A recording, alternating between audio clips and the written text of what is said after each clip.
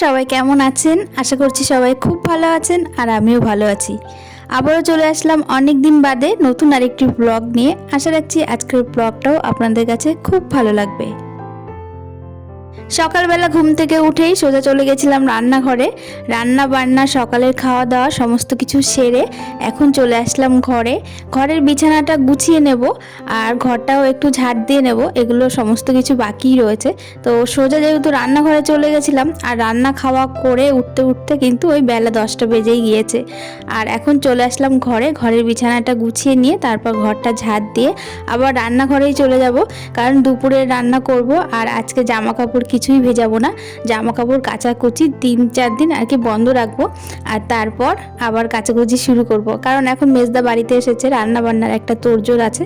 তো সেই জন্য জামা কাপড় যদি এখন ভিজিয়ে রাখি তাহলে সেগুলো কাচতে কাচতে না অনেক বেলা হয়ে যায়। আর এখন তো শীতের সময় খুব তাড়াতাড়ি সন্ধ্যা হয়ে যায়, আবার সকালবেলাতে উঠতেও একটু দেরি হয়ে যায়। মানে দুটো মিলে খুব অল্প সময় পাওয়া যায়। আর এই সময়ের মধ্যে জামা কাপড় কাচাকুচি করে রান্না বান্না সমস্ত কিছু কমপ্লিট করা কিন্তু মানে খুবই ডিফিকাল্ট হয়ে যায়। তো সেই জন্য জামা কাপড় কাচাটা এখন 3-4 দিন বন্ধ রাখবো। আর আমার আগের ব্লগে তো দেখতেই পেয়েছেন প্রচুর জামা কাপড় কেচেছি, মানে ঘরে যা জামা কাপড় ছিল সমস্তটাই কাচাকুচি করে ফেলেছি। আর প্রতিদিনের টুকটাক আর কি ছেলের যে জামা কাপড়গুলো পরে সেগুলোই কাচা হবে। তো যাই হোক, এদিকে দেখুন বিছানাটা গুছিয়ে নিয়েছি আর তারপর ঘর ঝাড় দিয়ে নিয়েছি। ঝাড় দিয়ে আবার দুপুরে রান্না বান্না শুরু করব। আর এখন চাল দিয়ে নিচ্ছি। সকালবেলাতে রুটি তরকারি করেছিলাম আর দুপুরবেলা ভাত করব। এখন শুধু দুপুরের জন্যই চাল নিলাম, আবার রাত্রেবেলা ভাত রান্না করব। আর দুপুরের জন্য আমাদের সবার যেটুকু লাগবে সেটুকুই নিলাম, কারণ বেশি নিলে ভাত থেকে যায় আর সেই ভাত আবার রাত্রেবেলা কি করব ভেবে পাই না। রাত্রেবেলা ভাত রান্না হয় যেহেতু, আর সেই ঠান্ডা ভাতগুলো থাকে, আর সেই ঠান্ডা ভাত ভাতের মধ্যে আবার একটু দিয়ে দিই। আবার বেশি ভাত দিয়ে দিলে ভাতটা নষ্ট হয়ে যায়, মানে খুব একটা ভালো লাগে না। তো সেই জন্য ঠান্ডা ভাত থাকলে না একটু অসুবিধাই হয়ে যায়। তো যাই হোক, এদিকে বাইরে কাঠে ভাতটা রান্না করা হবে, কাঠের উনুন বানিয়েছে, ভাতটা শুধু রান্না করা হবে। আর এদিকে তরকারিগুলো সব গ্যাসেই করা হবে। আর এদিকে দেখুন বাজার করে এনেছে, তো মাছটা তো আগেই ঢালা হয়ে গেছে। আর এদিকে ব্যাগের মধ্যে সবজিগুলো রয়েছে, সেগুলো এখনো নামানো হয়নি, তো এখন নামিয়ে নিচ্ছি। আর এদিকে দেখুন সবজি নামাতে গিয়ে দেখি আর একটা প্যাকেটের মধ্যে মাছ রয়েছে। আর এই সবজির ব্যাগের মধ্যে যদি মাছ নিয়ে আসে মা খুব রাগারাগি করে, কারণ সবজিগুলোর সাথে ওই মাছের মানে আশপাশ লেগে যায়। তো এই ব্যাগটা তো ধুতেই হয়, আর মাছের ব্যাগ কিন্তু আলাদা করে দেয়াই হয়। আর সবজিগুলোর মধ্যেও অনেক সময় মাছের রক্ত লেগে যায়, তো সেই সবজিগুলো আবার ধুয়ে ধুয়ে রাখতে হয়। তো সেটাই আর কি মা পছন্দ করে না। তো যাই হোক, এদিকে তো দেখতেই পাচ্ছেন ভোলা মাছ নিয়ে এসেছে, আর এদিকে নিয়ে এসেছে চিংড়ি মাছ। মাসিকে ওদিকে দিয়ে দিলাম, মাছগুলো কাটতে বাছতে ধুয়ে দেবে। আর এদিকে আমি রান্নাটা চাপিয়েও দিয়েছি।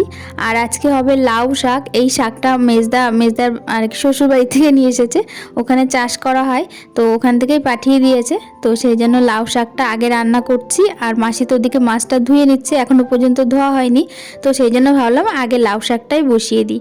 তো এদিকে দেখুন লাউ শাক বসিয়ে দিয়েছি, আর লাউ শাকের মধ্যে না বড়ি দেবো। লাউ শাক বলুন পালং শাক বলুন, এর মধ্যে একটুখানি বড়ি দিলে কিন্তু খেতে খুব ভালো লাগে। এদিকে আমি আরেকটা কড়াইয়ে বড়িটা আস্তে আস্তে করে ভেজে নিচ্ছি তেল দিয়ে।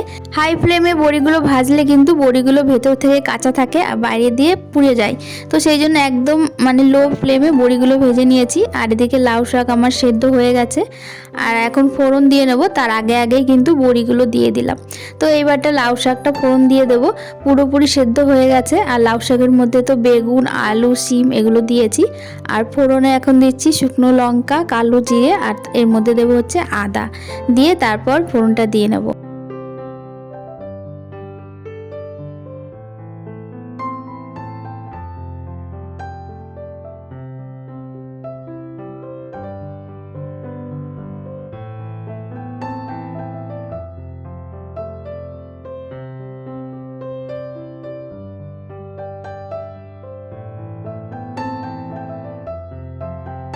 ওদিকে আমার লাউ শাক তো হয়ে গেছে, আর এদিকে আরেকটা কড়াইতে মাছগুলো কিন্তু আমি আস্তে আস্তে ভেজে নিচ্ছি, কারণ অনেকগুলো মাছ ভাজতে কিন্তু অনেকটাই সময় লাগবে।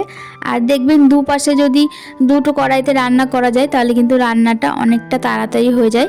যদিও তার আগে সমস্ত কিছু গুছিয়ে নিতে হয়, কেটে বেছে ধুয়ে একদম মানে পাশে গুছিয়ে তারপর দুপাশে কড়াইতে বসাতে হয়, নাহলে কিন্তু ওই দুপাশে রান্না করতে করতে আর একদিকে কাটতে বাছতে গেলে কিন্তু সেটা আর হয় না। তো আমি তো সমস্ত কিছু গুছিয়ে কেটে ধুয়ে নিয়েছি, কিন্তু মশলাটা তো বাটা হয়নি। তো যেহেতু নিচে বসে রান্নাটা করি, তো একদিকে আমি মশলা বাটি আর একদিকে রান্নাটা করি, নাহলে ওই মশলা বেটে তারপরে কেটে গুছিয়ে নিতে নিতে অনেকটা সময় লেগে যায় আর আমার অসুবিধা হয় না। তো সেই জন্য আমি একদিকে রান্না করি আর একদিকে মশলাগুলো বেটে নিই। তো এখানে মাছের ঝোলের জন্য আদা, রসুন, কাঁচা লঙ্কা এগুলো সব বেটে নিচ্ছি, এর সঙ্গে শুকনো লঙ্কাও দেবো। তো সমস্ত কিছু বেটে নিচ্ছি আর একদিকে এই যে মাছটা ভাজাও হয়ে যাচ্ছে, তো সেটা আবার উল্টে দিলাম। আর তারপর চিংড়ি মাছটাও ভেজে নিচ্ছি। আজকে চিংড়ি মাছ দিয়ে হবে লাউয়ের ঘন্ট, আর আলু বেগুন দিয়ে হবে হচ্ছে ভোলা মাছের ঝোল। তো এই হচ্ছে রান্না, আর লাউ শাকটা তো আগেই হয়ে গেছে। তো এদিকে ভোলা মাছের ঝোলের জন্য আমি এই যে কড়াইতে আলুটা দিয়েছি, দিয়ে এবার পেঁয়াজ রসুন যা যা লাগে আর কি। প্রায় দিনই তো আলু বেগুন দিয়ে ঝোল করেই থাকি, আপনাদের সঙ্গে কি শেয়ার করব। প্রতিদিনের একই রান্না, আর আমাদের বাড়িতে ভোলা মাছ আনলে বেশিরভাগ দিন ওই আলু বেগুন দিয়ে ঝোলটাই রান্না করি, কারণ ওটাই বেশি ভালো লাগে খেতে। আর অন্যভাবে রান্না করলে খুব একটা ভালো লাগে না, আর আমাদের বাড়িতে করিও না। তো এদিকে দেখুন মশলাটা আমি ভালো করে কষিয়ে নিচ্ছি। আদা, রসুন, তারপর হচ্ছে কাঁচা লঙ্কা, পাকা লঙ্কা বাটা সমস্ত কিছু দিয়েছি, দিয়ে ভালো করে কষিয়ে নিয়েছি।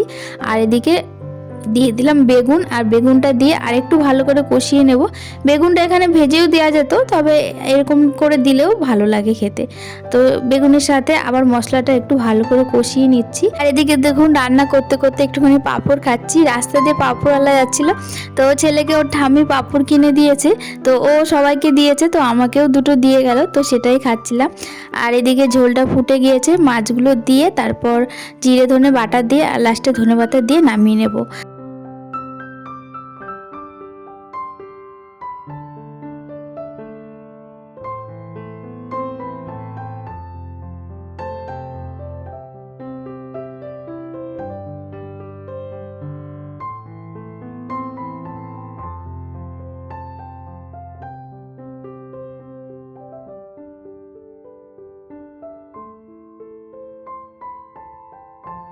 এদিকে আমার ভোলা মাছের ঝোল হয়ে গেছে, আর তারপর লাউয়ের ঘন্টটা কিন্তু বসিয়ে দিয়েছিলাম, আর লাউয়ের ঘন্ট এদিকে সেদ্ধ হয়েও গেছে। আর এদিকে ফোড়ন দিয়ে নিচ্ছি। ফোড়নে শুকনো লঙ্কা, জিরে, তেজপাতা দিয়েছি, আর যেহেতু মাছ পড়েছে তো সেই জন্য বেশ খানিকটা পেঁয়াজ কুচি দিয়েছি। পেঁয়াজটা একটু লাল লাল করে ভেজে ওর মধ্যে অনেকটা পরিমাণে কিন্তু আদা থেতো করে রেখেছিলাম, সেটাও দিয়ে দিলাম। এবার সমস্ত কিছু একটু ভেজে তারপর লাউটা দিয়ে দেবো।